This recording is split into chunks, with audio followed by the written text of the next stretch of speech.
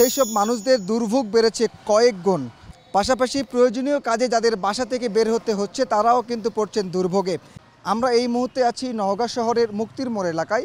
শুধুমাত্র মুক্তির মোড় নয়, পুরো নওগাঁ শহর জুড়েই আমরা আজকে সকাল থেকে লক্ষ্য করেছি যানবাহন অন্যান্য দিনের তুলনায় খুবই কম। এই তীব্র গরমে মানুষ অসুস্থ হয়ে পড়ছেন। আমরা নওগাঁ সদর হাসপাতালে খোঁজ নিয়ে জেনেছি কয়েকদিনের ব্যবধানে প্রায় দ্বিগুণ রোগী ভর্তি হয়েছে হাসপাতালগুলোতে। বিশেষ করে ডায়রিয়া রোগে আক্রান্ত হয়ে বয়স্ক এবং শিশু রোগীরা ভর্তি হচ্ছেন বেশি। অতি প্রয়োজনীয় কাজ ছাড়া বাসা থেকে বের না হওয়ার পরামর্শ দিচ্ছেন চিকিৎসকরা।